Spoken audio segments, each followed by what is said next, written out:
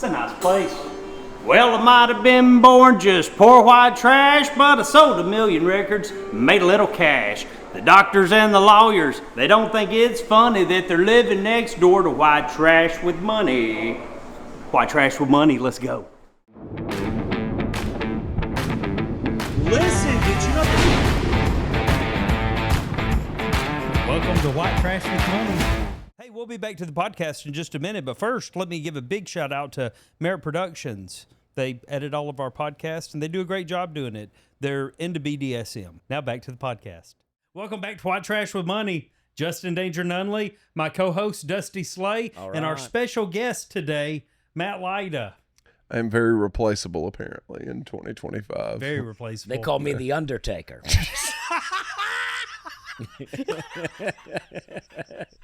You do have the hair. Yeah. You have got a beautiful head of hair. Thank you. How long have you been growing that? Well, I get it cut, but I mean, about 10 years it's been going. You just get it trimmed. Yeah, I get it snipped trimmed a little bit. Sometimes I go a little, I don't like haircuts, so apparently. Sometimes I'll go for a while. I'll get a pretty deep cut.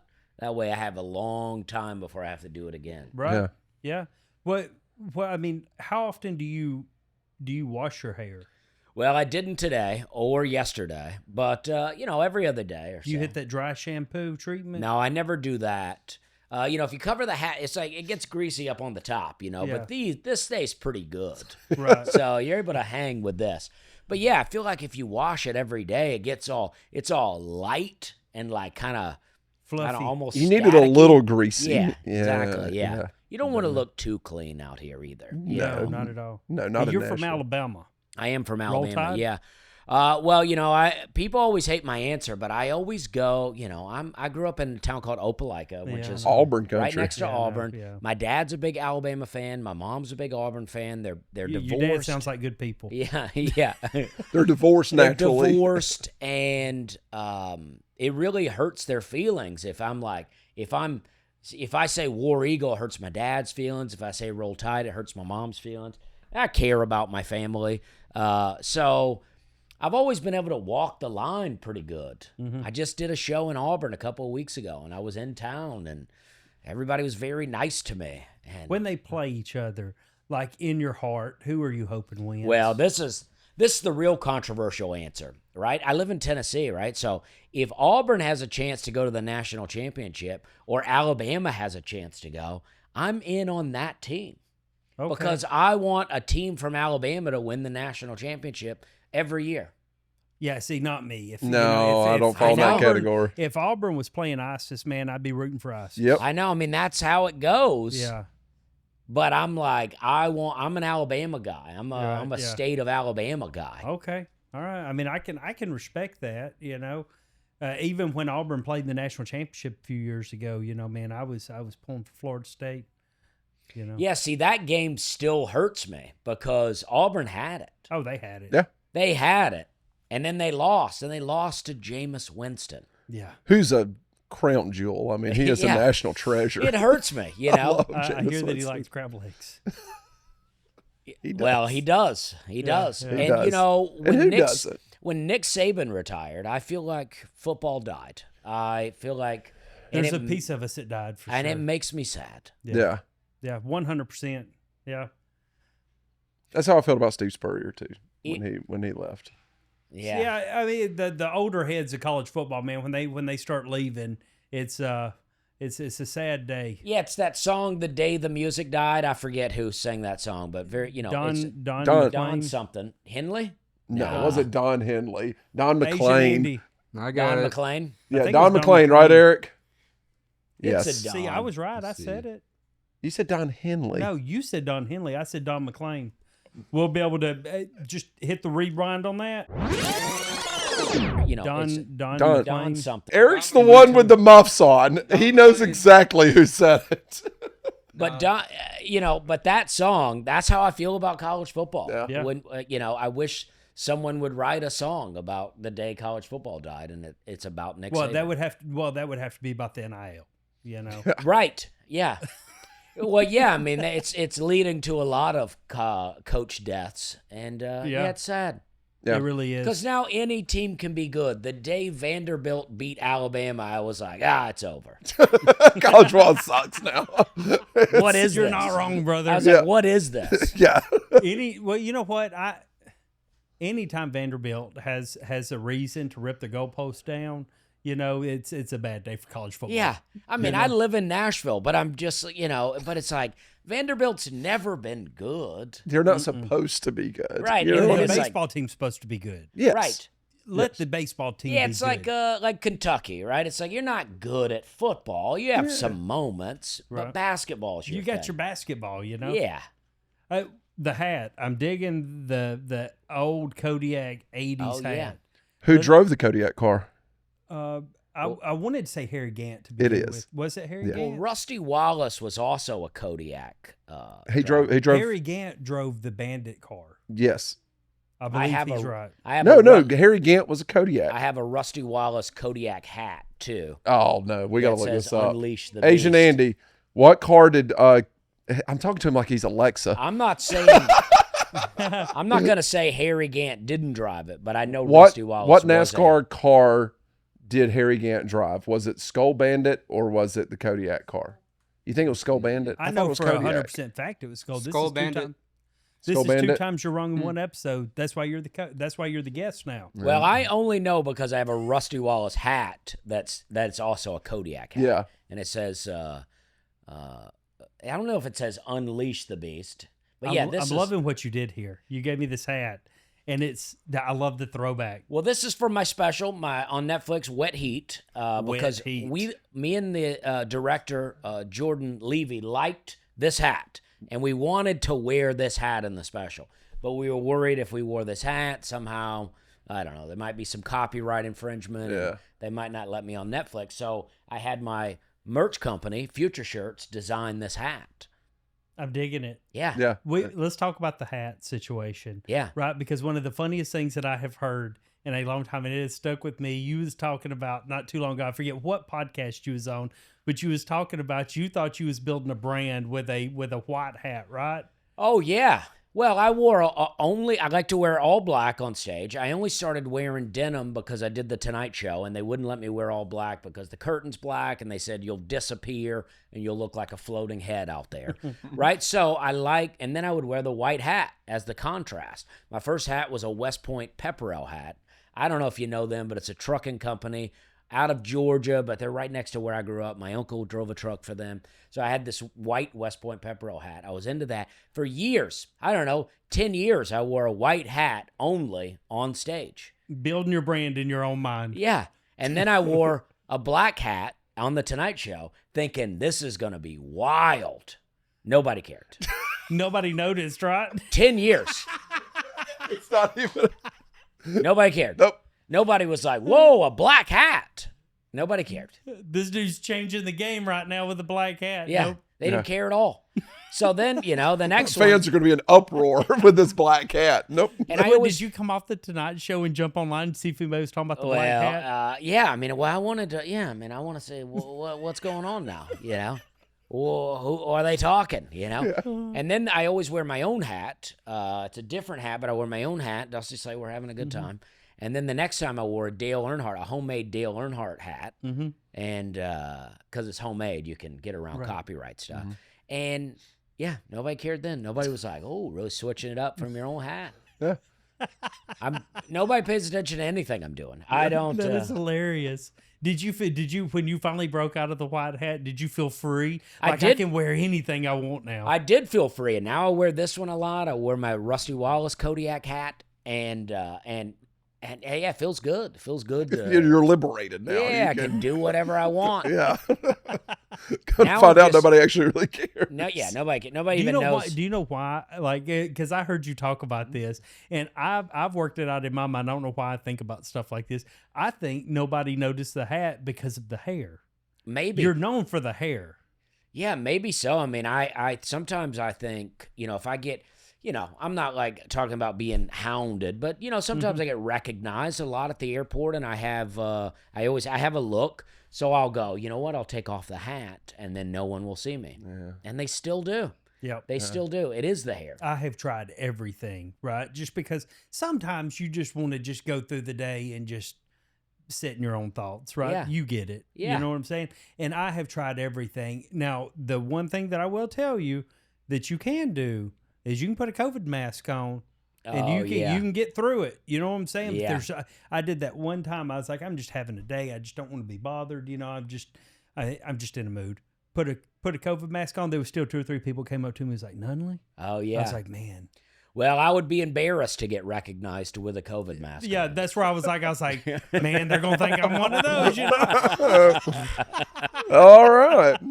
I never wanted my kids to see me wearing a mask. Right. I was like, no, never. They're never going to see me. Well, in luckily, I lived in Florida, so we didn't have to wear them. this. Okay, You yeah. know? Yeah. Well, I was in Tennessee. It wasn't really that bad. Yeah, here. Was it not bad here? No, unless you wanted to go to the farmer's market or go downtown on Broadway early on, there were cops on the street yelling at you about a mask. Yeah. Right. And I was like, oh, okay, well, I'll not come back here for a while. I remember coming here during COVID, and we were over here at Losers with Steve, and he's like, man, we got to close at 10, you know, because COVID kicks in at 10:01. Yeah. And Yeah. he goes, but you can go down to Franklin. Apparently there's no COVID down there. And we were down there till 3 a.m.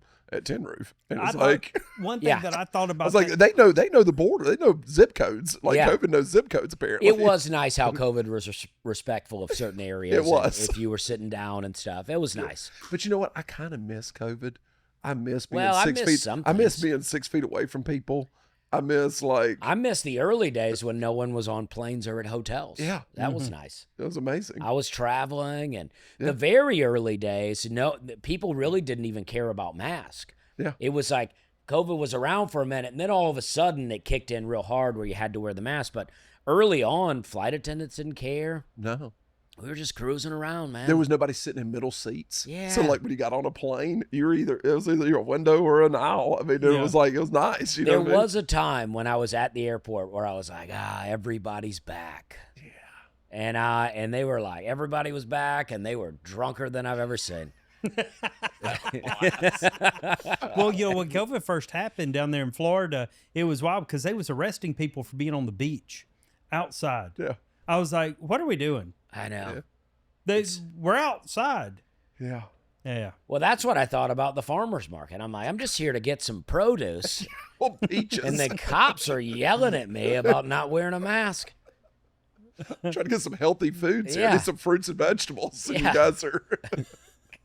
Your Netflix specialists talk about it, right? Yeah. Wet, hot, Wet heat. wet heat. heat. Wet heat. Wet- It's a wet hot special. Oh, I will yeah. say that, but wet heat, yeah. Yeah.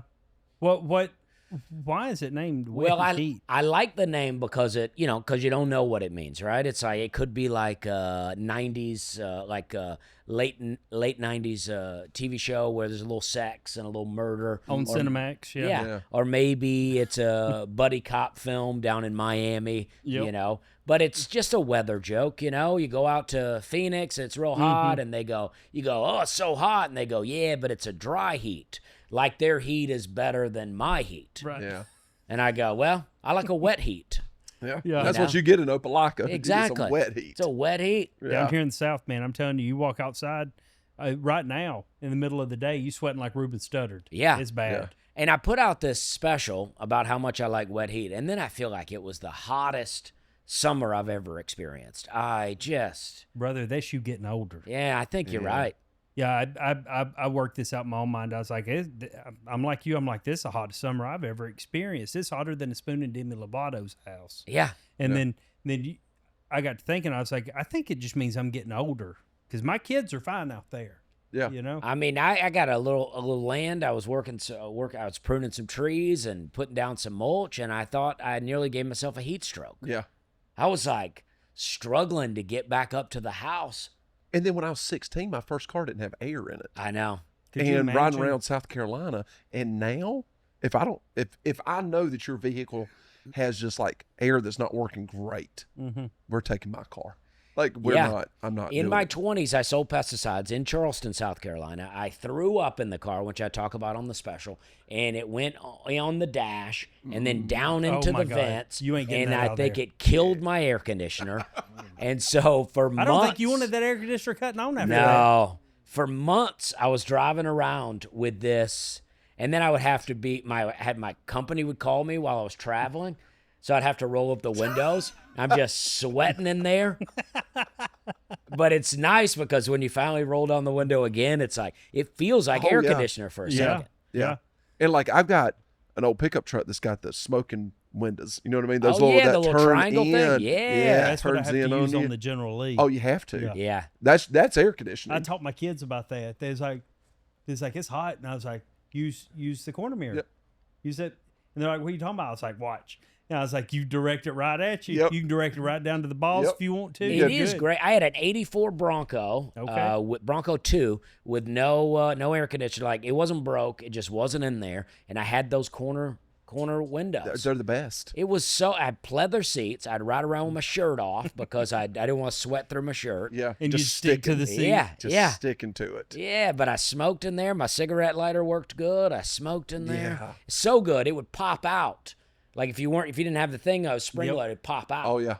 All the way, and you'd have to dig for it in the floorboard down When I bought my '89 Ford, I started smoking. Yeah, like you have to. Yeah, you know, I keep a pack of cigarettes in there because I feel like you have to. What was your brand of choice? Well, man, when I did smoke, it was Marlboro Lights, but when times were tough, it was Doral. Doral. Oh yeah. We'd go pick up. Did you ever smoke? Yeah, yeah. Do you smoke now? No, I don't smoke now. I like cigars. I do cigars. I'm a big cigar guy like too. cigars. Yeah. But I don't smoke cigarettes. But yeah, I like Marlboro Lights. I liked Camels, but they'd make me cough in my sleep. Yep. I like Newports once in a while. When you're sick. Yeah.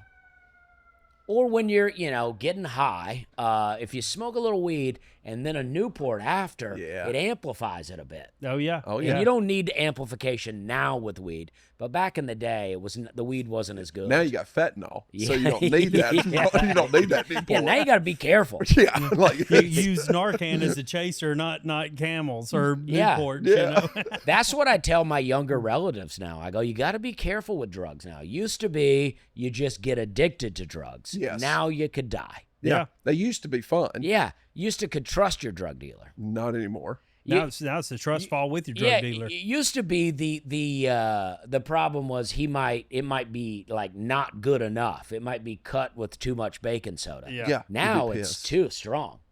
Yeah. You just die. Some chase comfort. Others chase greatness.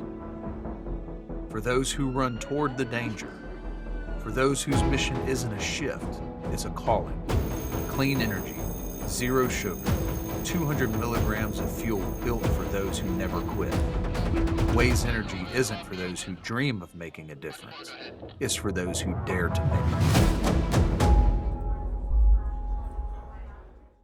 make it. I just retired from the military, right?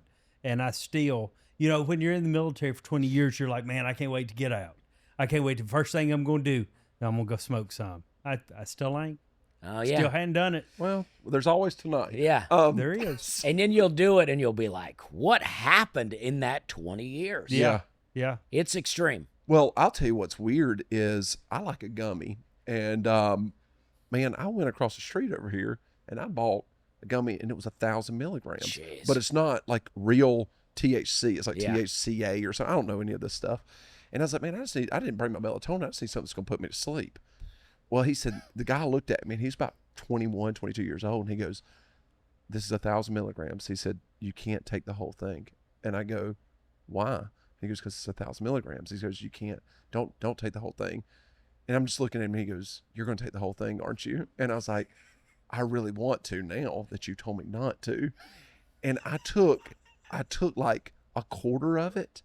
And dude, I'm in my hotel room that night over here.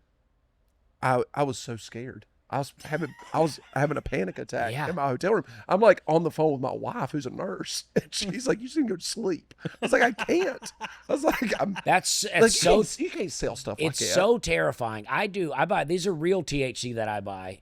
But it's 10 milligrams, which is all you need. And I cut it in half. That's all you need. And that's what I do. And sometimes, if I do it in the morning with coffee, I'll freak out a little bit. Yeah. So to think that you did 250 milligrams. So I did 500 at my house. He said, I'll still freak out a little bit. Bro. I did 500 at my house. I took a shower with the curtain open because I was so scared people were going to break into my home. Like, my neighbor came over and locked all my doors. It was like, it was bad. Like, you can't be doing that I did stuff. some liquid THC in LA, and I did it in my hotel, a little bit of it, and I fell asleep and then woke up, and I convinced myself that my gallbladder was about to explode. And I don't even. Was you worried about your gallbladder? I don't know. I don't even know where my gallbladder is. And my inside my body hurt. And I just was like, I think I'm going to have to go to the hospital in LA. And I just needed to walk around, but I was there for the Netflix as a Joke comedy festival. Right. And I was like, I'm afraid if I leave this room, I'm going to run into important people. You can't leave. And then I burped. And I go, oh, that's all it was. Yeah. So for me, when I did that 500, it was on a Sunday, and I fell asleep watching NFL Network. And when I woke up, a football game was on, and I thought that it was winter. I thought we were I thought it was like the NFL season had started, and I thought it was cold outside and everything. And I literally woke up thinking it was wintertime. I was in a whole nother world. And like when I went to go let my dogs out, I was like, y'all hurry up, it's cold out there now. And I opened up the door, and in my head it felt cold. It was July. And I was like, and none of this was real. You know what I mean? But I was watching this football game, and I was like, when did the NFL season start? And like, it was, you can't be doing that much stuff. That's too much. And that's why people go, weed is dangerous. And it's like, it's not dangerous. Just don't do that. Don't much. Abuse it. Wait, is it legal here in Tennessee? No, it's legal to get what he's talking about. Yeah. Like they I don't know. Apparently they can change a little bit of it. They can modify it a little, and then that's not illegal. Yeah. And then the government will come in and they'll go, that's illegal now. And then they'll change it a little bit again. But what grows from the ground, you can't, you can't have something that's made in a lab somewhere. That's wild. Yeah, but I'll buy it in a state where it's legal, and then, and in a state where it's legal. Right. Yeah. Colorado, California. Everybody got a plug. I mean, they're legal states, and but yeah, it's so insane now. And it's Do a you different live on feeling. a farm?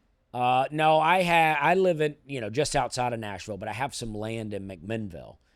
Where I don't know how to explain this, but you look like the type fella that would grow your own. Well, I'd like to, but you get in trouble for that. Really? Yeah, I want to live in a state where it is legal, and I barely am smoking weed now. Yeah. I barely do it, but I would love to grow it. I like growing stuff.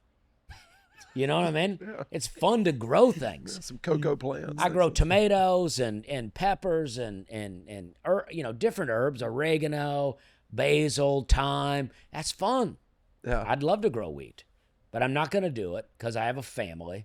And I don't want to go to jail. I'm gonna feel bad if he actually does grow it now, and he's like, let's just start talking about this. You know? So that Netflix special. No, I would love to. But I went to a nursery that was growing it, but they're growing CBD. Really? Which is basically the same plant, I think. You It just have comes. to. It is derived from. Yeah, you have to. You can't grow it as long, they say, because then it turns into. So it's like HIV. Yeah, I guess. I don't. It's going to turn into Shout AIDS out eventually. Magic Johnson. Yeah. Did you see that he's like donating blood? That's scary. That news story came out not too long ago that he was donating blood to like hurricane victims or something. I was like, I don't think that fella needs to be doing that. It does sound risky, right? Yeah. It sounds risky. It's like, if you went in for blood and they said, all right, here's your options. Andy, am I tripping, or will you look that up? Who is he donating blood to? Homeless people? it makes it, Dude. it's like I don't even want other people's blood anyway. No. I had surgery, and at the last minute they go, if you start to bleed out, can we give you other blood? And I said yes, because I don't want to die, but I don't want other people's blood. Do you think it changes you? Maybe. They say the life is in I guess the Bible says the life is in the blood. Yeah. And I don't want other people's blood. I'm covered in the blood. You know what I mean? So I don't need anybody else. Yeah. That's the way I look at it. Yeah, only Jesus' That's blood. the only blood I want. Yeah. But it's like in the moment, I was about to go into surgery, and I was like, well, I don't want to say no right now. Right, because then you just like, you wake up in heaven, you're like, man, I bled out. Yeah. I could have fixed this. I go, what happened? And they go, well, you said you didn't want other blood. Yeah. Said Magic Johnson didn't donate blood to anybody. Where What's did I that? see, was it a fake news story that I saw or something? Did you take one of my gummies? Maybe. Because Is Said it donated women? blood to the Red Cross is false. Okay, so All it's right, one good. of those satire that's stories. good. All right, That's good news. We're all PSA, safe. don't believe everything you see on the internet. Yeah. You know, Yeah. those satire websites will get you. Everything's so good now. Yeah. AI and everything's so Oh, good now. yeah. It's like there's nothing. I don't believe anything. Yeah, I had to go back to work because of AI. I want I sent a lot of money to somewhere. I want AI to get so good that you no longer can believe video or audio. That way, if you get caught doing something, you go, that's AI. Yeah, I didn't. That ain't me. You know how good AI is. Talking about AI, Chat GPT, all that stuff. As a comedian, as a professional comedian, this is how you make your living. How do you feel about the whole Chat GPT where people are using it to write material, jokes, things like that? I've still found that AI can't write good jokes. Okay. So far, It's I'm a not matter worried. of time, brother. It may be, but so far, I'm like, it ain't got it. So you've sat down and you're like, have you ever typed in like a prompt like, I'm Dusty Slay, write me a stand-up routine, and just to see what it'll come out with? I haven't done it, but other people have done it on my behalf, like Right. saying I had AI write Dusty Slay jokes, and they're not good. No. So I was like, I feel safe for now. How do you write your jokes? Do you just go through life and you're just like, yeah, that's pretty funny. Let me embellish this a little bit? Yeah, now that I have a ton of jokes, I feel like I go, all right, I got a new idea. I'll do my joke, and then I'll try this new idea out on stage. And then if it works, great. If it doesn't, I hit my next joke that I know is good. And I just sandwich new ideas into into my set. I don't sit down and write really anymore because I'm just performing enough to where I just work it in. And now I'm doing theater shows. Sometimes I'll do an hour-and-a-half show. And so I'm like, if I got 10 or 15 minutes that's not that good, that's okay. Yeah. Because I still did an hour and 15 of good stuff. Right. You just sandwiched the 15 minutes in, scattered it throughout, Yeah. and nobody really even noticed. Yeah, and then I'll do open mics and stuff or shows at the local club, Zanies, where it'll be like a new material Monday or this and that where I just work in stuff. Dude, I've got a stand-up routine, and I still just have not. I have not had time to even jump up on a stage and do it or anything. Yeah, do you do stand up? Yeah, I mean, I have a couple times. Yeah. I've done Wise Guys out in Vegas and everything.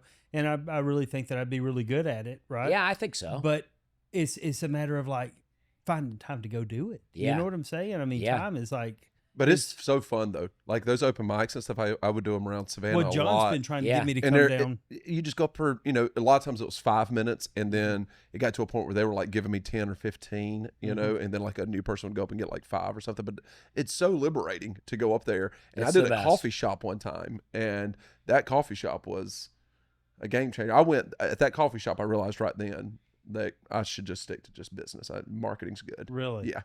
You stand up here in front of a group of people in a coffee shop on a Thursday afternoon, and you're doing redneck jokes.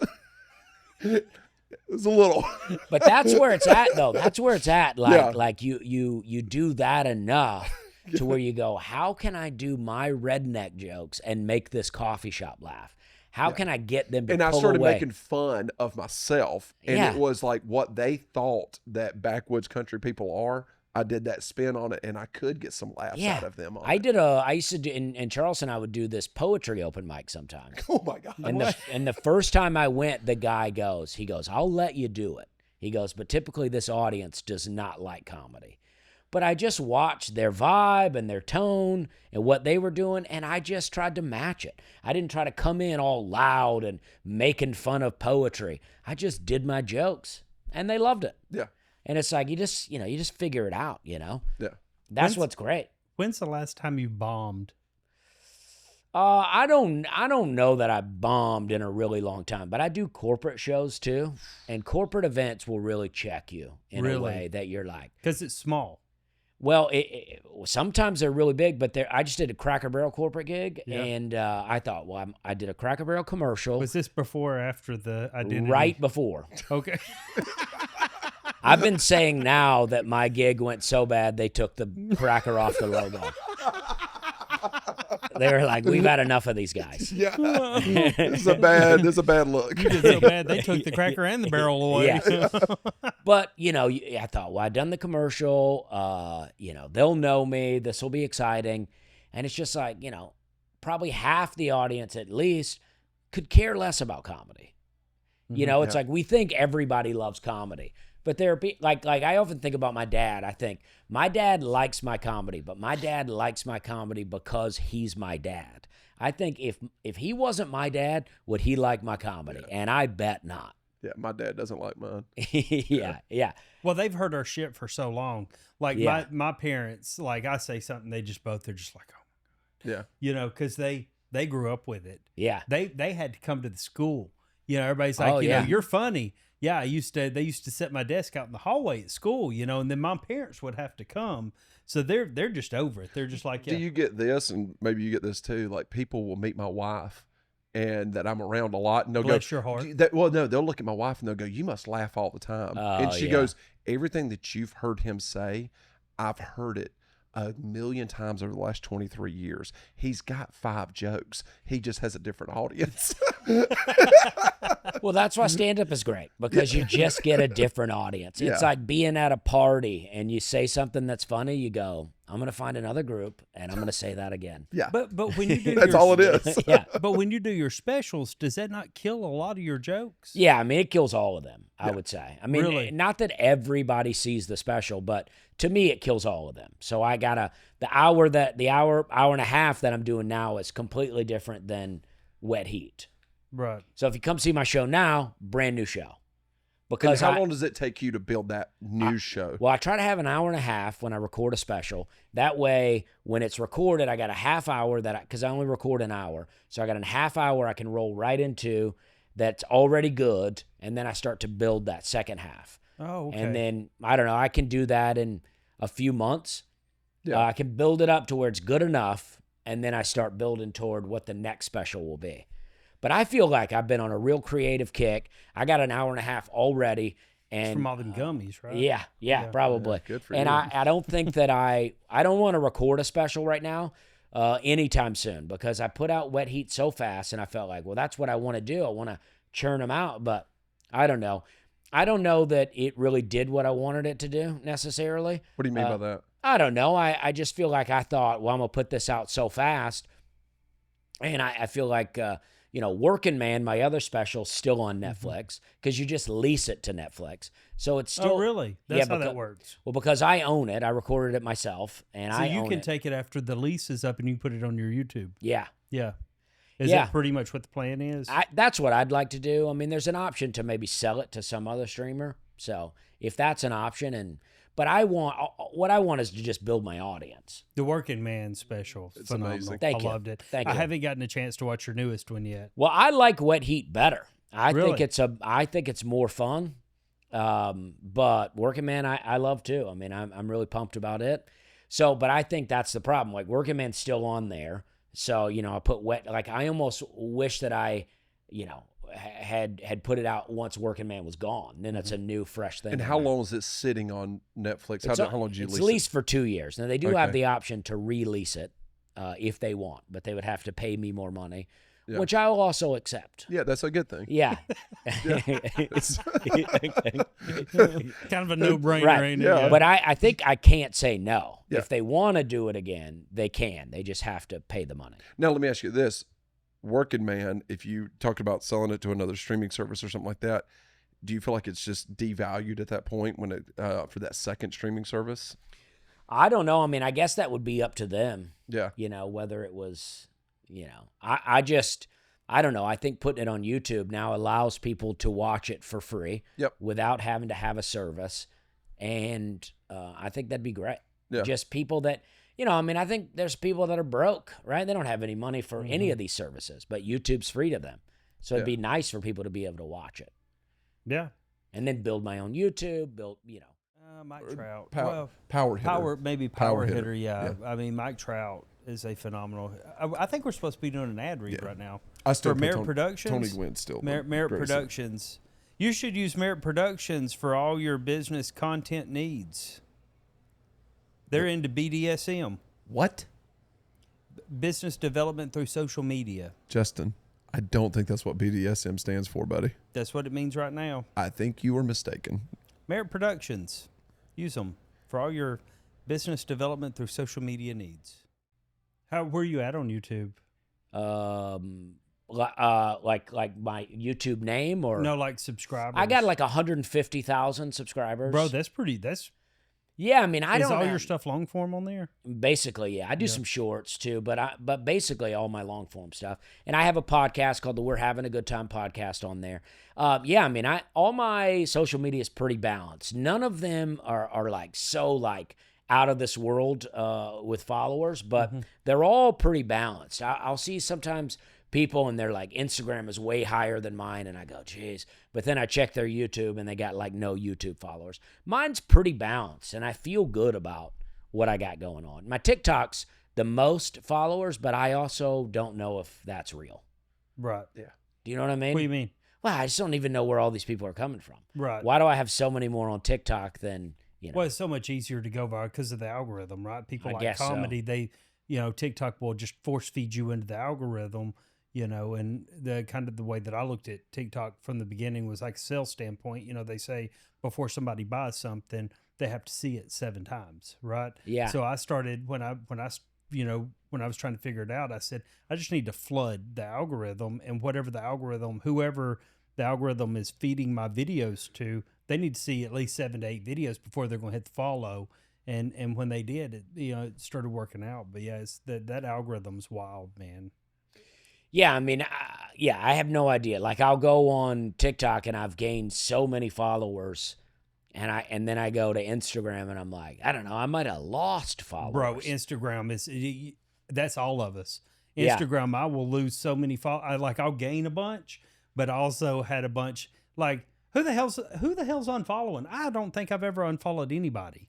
You know what I'm saying? Like, well, I have, but but yeah, no, I know what you mean. It's like he said I have, especially when you're just I kind of like, I don't want to like surprise people with something. I don't want you to follow me for this, and then all of a sudden I'm posting that like something, like I want to change it up, give you some different kind of content, but in the same realm of, so it's all comedy. Yeah. Right. I don't want to hook you in with comedy, and the next thing you know, I'm political yes, or whatever it might be. or anything, But I do try to mix it up a little bit. I try to do some gardening stuff too, but like funny gardening things. Yeah.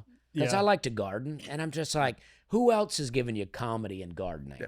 I've always wanted to do a cooking show that, like, I would get like A5 Wagyu beef from Japan or something, and I'm cooking it like well done with ketchup, and I'm being very serious about it. Like, this is how you're supposed to cook this steak. Yeah. And this is what you want to pair it with. It's like Lay's potato chips. You'll probably get followers because they think it's a good idea. I used to work at a restaurant. I had these guys come in, and they were like, what's a good fish? You were on a good tasting fish.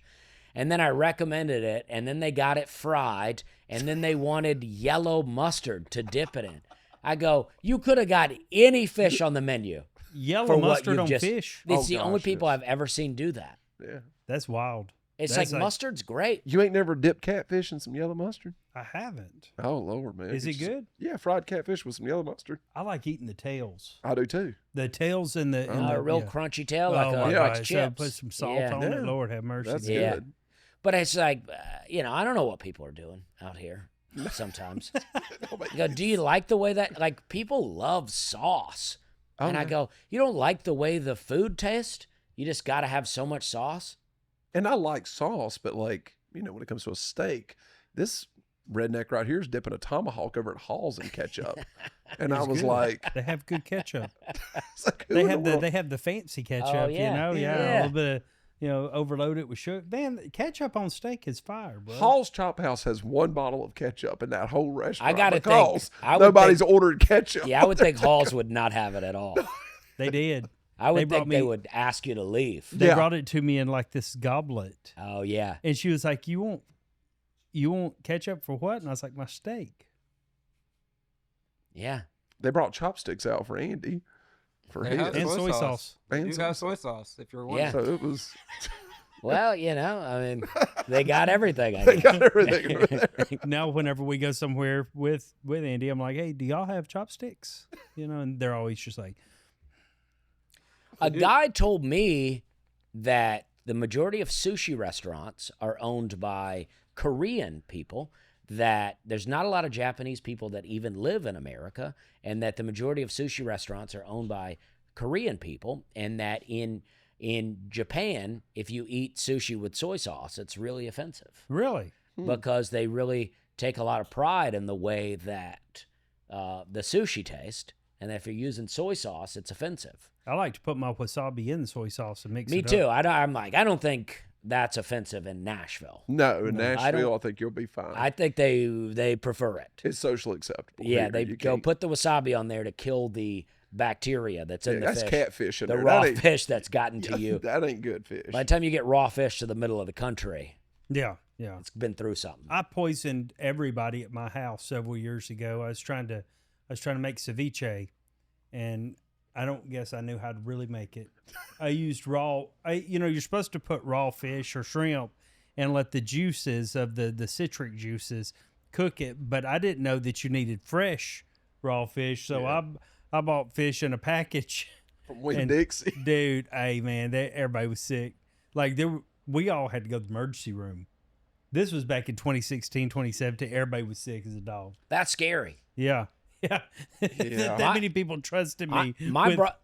My brother-in-law had a friend that ate oysters in Louisiana Yeah. and almost died. Yeah. He was sick for a really long time. I love eating raw oysters. But I don't think I would do, like, I was just in Mississippi. I was in Biloxi. Loved it. Had a great time. Had a great time. But the water in the ocean in Mississippi is really dirty because the Mississippi River dumps out. So I started looking at the Mississippi River. It runs through the entire country, and like 7 other rivers connect to it before it dumps out into the Do you ocean. know how much sewage is getting dumped into that shit? Yeah. I mean, that's why nobody ever talks about the beaches of Mississippi. No. Yeah. No one's ever like, I went to the beach in I went to Mississippi. Biloxi. Yeah. Yeah. Yeah. Garth Brooks didn't write a song about it. Yeah. You don't want to get in that water. Trust me. Do Yeah. not get in that I water. mean, he's from Mississippi. Yeah. Yeah. And then It's so imagine eating the oysters. I mean, Louisiana, nobody talks about the beaches in Louisiana either. Yeah. Well, we always, growing up, we never took beach vacations. We always, if it's a long weekend, we just going down the Tennessee River and going and swimming. There is no telling what we were swimming in.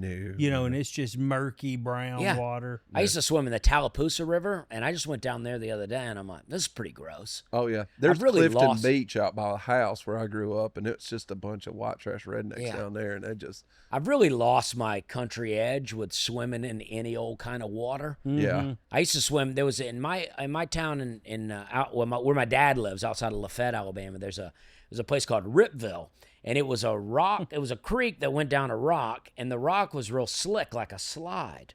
So you get on this rock, you slide down into a pool of water. It's like a nature-made water park. And then there was a rope that you would climb back up, and I remember going down at first one time, and then there was a snake wrapped around the rope. Yeah. And then my buddy just threw a rock at the snake. It swam off, and then we swam there all day. And it's water moccasins. Yeah. These things kill you. Yeah, Yeah. I might not ever go back there. Right. But as a kid, we just kept swimming. Yeah. We were like, oh, it's What gone. happens is the older you get, you value life a lot I more. think It's so. like I got something to go home to. Yeah. You know what I mean? Yeah. And the home's pretty nice. Yeah. So like I want to keep going back.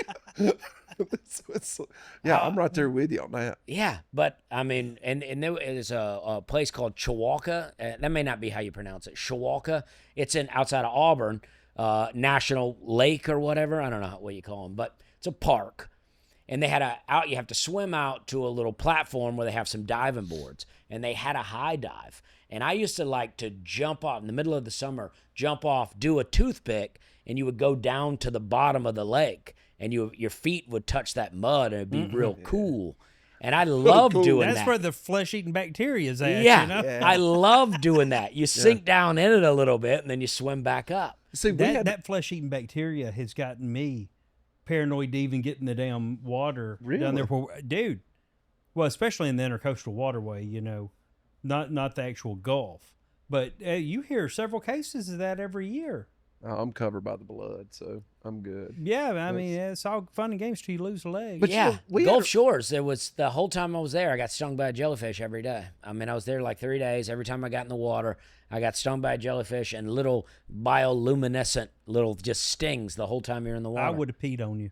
Yeah, well, I appreciate that. Yeah, you're welcome. But I just was like, kind of friend this is my beach vacation. I'm not going to let these hold me back. We had a river down by the house that we would go jump off this rock into the water too. Oh, yeah. And you have to go through the woods, little trail and everything. We're barefoot, kids on bicycles and everything. And it's about 100 yards into the woods.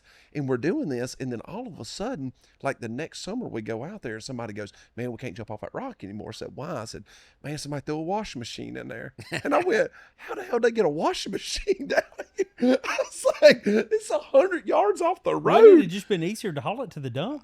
I'm just sitting there thinking, who in the world brought a washing machine And down here and threw it into what about the washing machine makes you not be able to swim in there? Because if you jumped off that rock, you you're going might to end up hit hitting it. that washing machine now. You know, we used to jump off and into rock quarries. Oh, yeah. And somebody told me one time they dove off the side into a rock quarry, and then went right beside them was a big piece of rebar. Like they just missed it. They just missed it. I was like, that's terrifying. Yes. Can you imagine? What a way to go. God. As a shish kebab. I know. And somebody's go down there and get you out. Man. And I never dove. I was always a jumper, but Me not a too. diver. I'm not a- So can you imagine? No. It just goes right up you. Ugh. Maybe not even kill you. Just you're There just you stuck are. there. What if it God, doesn't kill you and you drown like that? Oh, gosh. You know, they say that drowning's one of the most peaceful ways to go. Did you know that? I didn't know it. Yeah. Apparently, you're like euphoria just kicks into your body, like all the endorphins are released, and But it's just nobody a very truly peaceful way. knows. Yeah. Nobody really knows. No, You know? You don't hear a lot of drownings come back to life, like true drownings. well, during like SEAL training and stuff, like special ops training, those guys drowned all the time. Have in you the ever water. drowned? Oh, So I've drowned doing combat maybe I'm diving down wrong in about Key that. West. Maybe people do drown and come back to life all the time. So they waterboarded us and then tie you up and they throw you in a 9-foot pool. And Well, you've where got to is come this? back in the combat dive school Oh. in Key West. So you're sitting there getting waterboarded, and then they throw you in there. They tie you up and they throw you into the pool, and you got to come back up and down. And on that third one, I had dude pulling me out. You And I guys was have both been through this? I've never. Oh, No. I can take you and let you do it now. I'd never want to do civilian. that. You don't Yeah. want to go do like some special ops training? No, I never want to be waterboarded or drowned. I never. I Brother, joined. you're not really living unless you've been waterboarded. It makes you question life. Yeah. Like it's You literally think you're dying. Mhm. It's wild. Yeah, I mean, I have no interest in that. I'm Yeah. I'm trying to live a It's life where fun. that's not happening. Yeah. He's like, I try to live in peace. No. But look, back to the comedy. I've got a few questions here. Well, we were talking about waterboarding and stuff. Shout out to George W. Bush. Donald Rumsfeld. Yeah, wild. So you grew up in Opelika, right? Yes. And you worked a bunch of different like blue collar jobs before you got into comedy. Yeah, sort of. Yeah, I mean, I guess they're all blue collar. Yeah, I mean, it's retail and it's it's restaurants. How But many yeah. jobs did you have? Well, I worked my very first job. I only did it one day, but I was pulling skeet at a place. You know, I was the guy who pulled the machine back, and then they go pull, and then I clay do it. pigeons, Yeah. not that kind of skeet. Okay, got it. Yeah. I'm tracking. Well, yeah, we called that skeet, and then skeet took on a whole Whole different nother, thing. yeah. And but yeah, it never felt right to call it clay pigeons. I was like, It sounded too fancy. yeah, I'm like, don't who it? am I? Clay pigeons? You're in Opelika, Alabama. Yeah, I mean, And you pull. I mean, we didn't even have that. This was a hunting club. We had the metal plastic one. thing that you yeah. throw out. Well, you see the Yep. plastic one though. Those metal ones, boy, you want to lose a hand. Yeah. You can Well, lose the a hand metal on that one's very hard. I was a skinny kid, and I'm pulling it. They're going, pull. I'm like, I'm trying, buddy. Yeah. And but then I worked at like a Hickory Hams, honey baked hams kind of Yeah. thing. It was called Hickory Hams, but it was. And then I worked at Western Sizzlin'. I was a waiter at Western Sizzlin'. I and could then- see that. Yeah. I could see that. Brother, I could see you wearing it. Yeah. Yeah. I Wearing mean, the apron. had an apron. Yeah. Yeah. What And, color was the apron? It's probably maroon or Yeah. green. I think Yeah, I that was could the see- I could Western see that, Sizzlin' yeah. colors. We still have one in Savannah. Really? Oh yeah, What Savannah. color are the aprons? Man, I hadn't been in there forever, but it's over in Pooler, Georgia, over by Savannah. Oh, Pooler. You know, Yeah. I sold pesticides at some point in life, and I had a Home Depot and a Lowe's that I called on in Pooler, Georgia. Yeah, right there on Pooler Parkway, off by the And that airport. was my least favorite Home Depot was the one in Pooler, Georgia. in that Walmart Why? parking lot. Yeah, It's there was awful. a manager named Tammy that worked there, and she hated me. Tammy was a bitch. She not to everyone, but to me, she was. Hold on, I got it. Hold on. When did you sell these pesticides? This would have been Mid when- 2000s. Well, yeah, but when I had that store, and she might have been there then, but when I had that store, it was 2008 to 2012. I know, Tammy. I used to sell Frito-Lay potato chips, and Ah. that Home Depot was, and if I'm not mistaken, it might have been. We'll talk off camera about this person. Was she Well- mean to you? No, she loved me because I gave potato chips, and I'd give her potato chips. I've always gave my Was she a people bigger at that girl? back door. You had to go through this back door back there, and I would bring the potato chips in, and I'd give them free Was potato Tammy chips. a bigger girl? No. No, She Tammy was was, a- Really? fairly attractive. Yeah, smaller lady. Really? But this is What the did you thing. do to well, her? I sold pesticides for one company, and before I took over Pooler, there was another guy there, and I think he was bad at his job. And then the competition guy was really good at his job. Really good-looking guy, muscular, named Andy, really good at his job. And but Definitely not that so guy. I took over, and they already hated me. And then I never could win her over. Some of the other people I won over, but I never won over Tammy. Do you ever think about her when you have success in life? Now you're like, I hope Yeah. Tammy sees. As a matter this. of fact, I was just driving. I was driving from some part of Georgia, Macon, Georgia, to Charleston, South Carolina, and we went through Pooler. Yeah. And so I stopped into the Home Depot because I wanted to see if Tammy was working, and I really just wanted to say hey. But I wanted also, deep down, wanted her to see that things are going well for me. And the people in Home Depot acted so weird about it. I go, hey, does Tammy still work here? And I got several different answers from different people. Some people said yes. Some people said no, she's at a different store now. Some people acted like I was the FBI. It was so... Is Tammy on a watch list? I don't know. It was so weird how they reacted to me. And... Do you have backstory to this? No, I mean, I had a good I'm 99% sure I know exactly who you're talking about because we had a young, probably middle-aged lady, probably late 40s, early 50s was the lady, maybe in late 30s even. I mean, Yeah. but she looked like a smoker, so you don't really Yeah. know. But she was sweet to me. I mean, Now the Pooler Lowe's loved me. I was their favorite guy. The Rincon Lowe's, Rincon, Georgia, they loved me. But that Pooler Home Depot, man. boy, yeah. They Did you ever Tammy. go over to Carrie Hilliard's right there in the parking lot and eat you a little lunch? I don't think so. I Boy. think when I was in Pooler, I got out of there As quick as possible. fast as I could. They hated me. Yeah. There's a Western Sizzling though right down the street from it. What got you out of doing odd end jobs like that into comedy? Like, what was your inspiration? Well, to I was jump in? selling pesticides, and then I started doing comedy a little bit in Charleston, and I wanna, and I never thought about doing it full time. It never occurred to me. I was like, this is just a fun hobby for me. Now, what year are we talking? 2008. 2008 is when I really started to do it. Back during the MySpace days. Yeah. So social media wasn't even a thing. But I even did it a couple of times back in 2004. I was doing improv back then, so I did a little stand-up, but it was not very fun to me back then. It was too terrifying. I was just trying to memorize everything, and I don't know. I hated it. I was like, I don't like this. So 2008, I really started to do it. And then 2011, I won a competition. And I was like, I made $1,000. And I was like, you know what? Maybe I could do something with comedy. And then 2012, I quit drinking. And then I figured out how to quit selling pesticides. And then I started to pursue comedy. And then 2014, I moved to Nashville, went full-time comedy. And I never looked back. Huh. Who is like your biggest inspirations in comedy? Well, I liked Mitch Hedberg a lot. Mitch Hedberg, Strategic Grill Location specifically. That album, really good. And I like the Steve Martin album, Let's Get Small.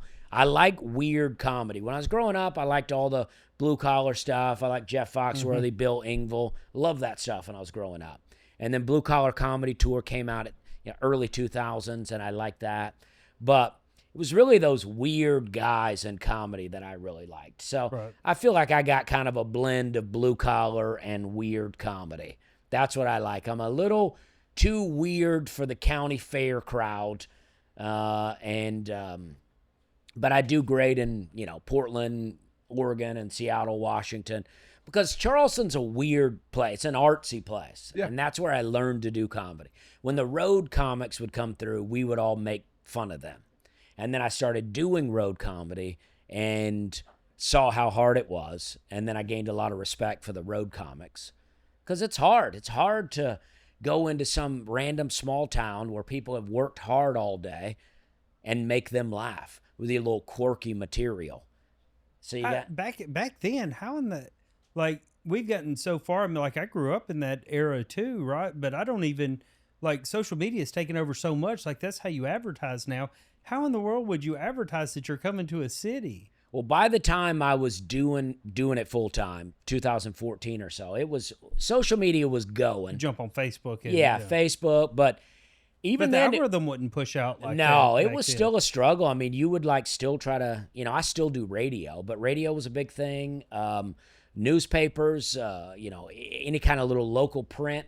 Back in the day in Charleston, I mean, if we could get in the Charleston City paper, then we would sell some tickets. Yeah. The Connect in Savannah was the big one. Oh, yeah. Like, if you can get in the Connect. I did some of those Savannah gigs, too. Warm some of those, Slow, or those like bars and stuff. Yeah. And you had Chuck's Bar and everything. And, I did some open mics down there. Yeah, I knew a couple of those guys. If you could get into the Connect, that if they listed your name in the Connect, that you were going to be playing, that you're going to be doing stand-up at Chuck's Bar on Tuesday night, like, you felt like you made it at that point. Really? Oh, yeah. Yeah. But yeah, like the Charleston City paper was our local thing. And if you could get in there, you could sell some tickets. But yeah, I mean, it was a struggle. I mean, I was like doing, I felt like I was top dog in Charleston by the time I left. And then find myself as a feature comic in Johnson City, Tennessee at the Comedy Zone at the Holiday Inn. And I'm bombing for 12 people. And I'm like, well, I've decided this is going to be my career. So I don't know what to do now. So when you decide that it's going to be your career, that's when you start like finding struggles and yeah, stuff, right? But you go, you just go, all right, well, this is what I'm going to do. So I'm just going to figure it out. And I figured out how to do the weird kind of comedy I like to do, but also make it relatable to, everyday people who aren't into all this weird stuff. Yeah. So I can talk about jobs and, but because I've had a lot of jobs. I worked at Office Depot as a stocker. I sold pesticides. I waited tables. Western Sizzling twice. I worked there. How many jobs did you have? Have you ever counted them up? Because I did not too long ago. Like, I'm ADHD to the max, right? Yeah. So before I went in the military at 21, so from the time that I was 16 to 21, I had, I think, 22 jobs or something like that. Oh, yeah. Yeah, and it was just like, some of them I got fired, some of them I quit. It's just a... Well, I don't know that I had so many, not like that, because it was hard for me to get jobs. People would not hire me. Really? So when I got the job, I was like, I got to hang on to this. I don't know if I didn't interview well or what, but I just could not get jobs. Right. So and I joined the Army one time. And did you really? Yeah, and then I took my physical, I did the whole thing, and I got the initial kind of swearing in, and then I got home and my recruiter had, I told him that I smoked weed, and he helped me, figure out how to pass the drug test.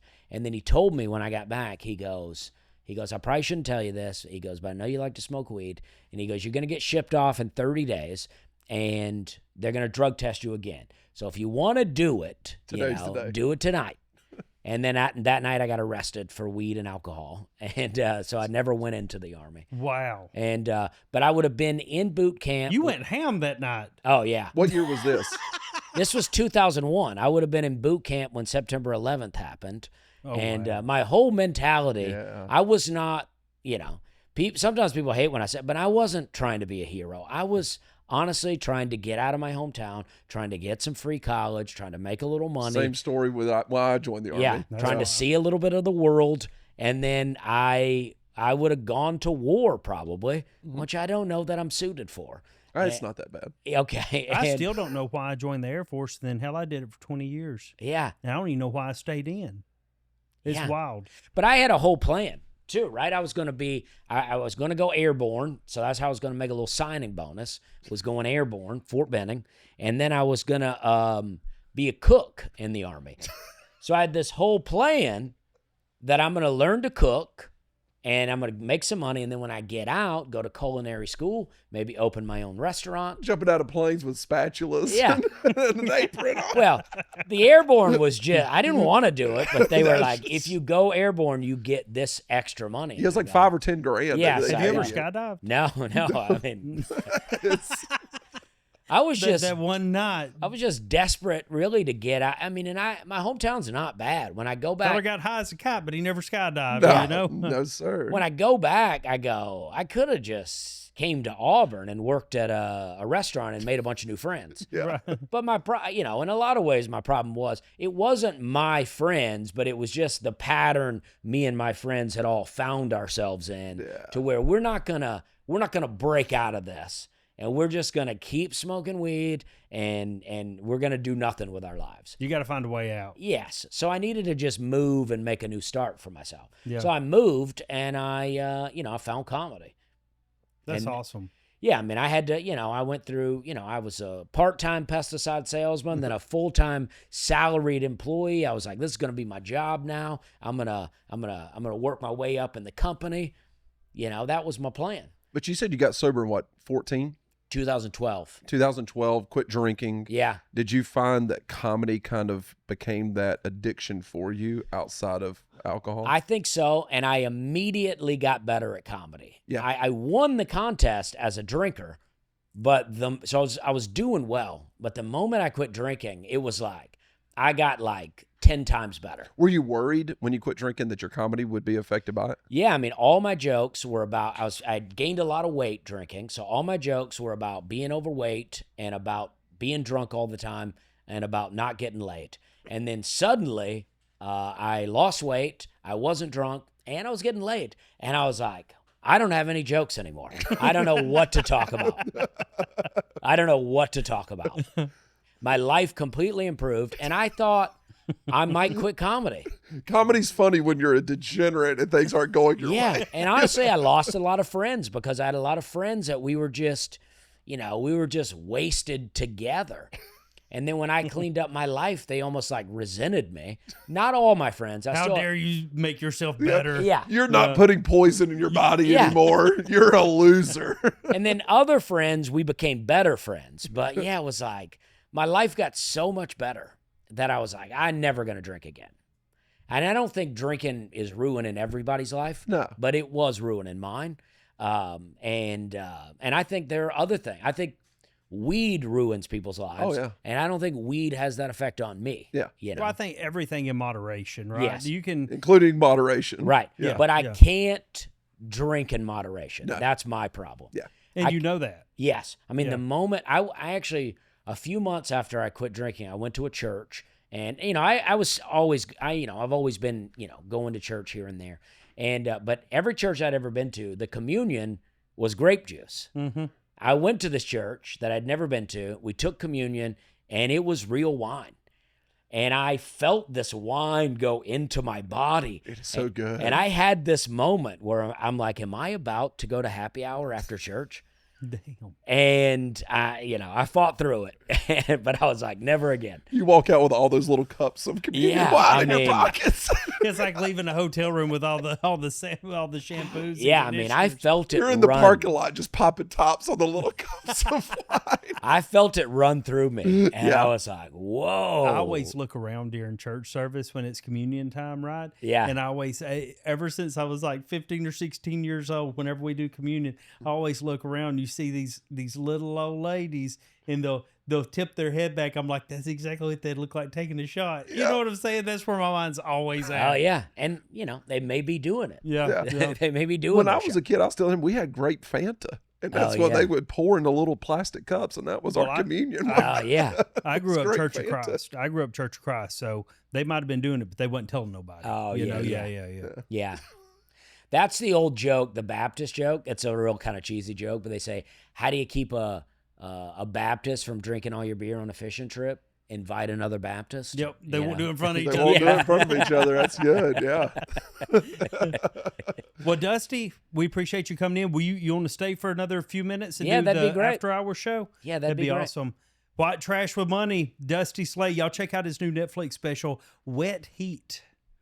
That sounds erotic, and I like it. Yeah, it does. We'll see you next time. And, well, my co-host, Dusty Slay, and our guest, Matt Lyda. Maybe I'll be here. Maybe I won't at this point. Maybe I if you don't start know. wearing shoes and looking respectable. Andy, say bye. Bye. Okay. Bah.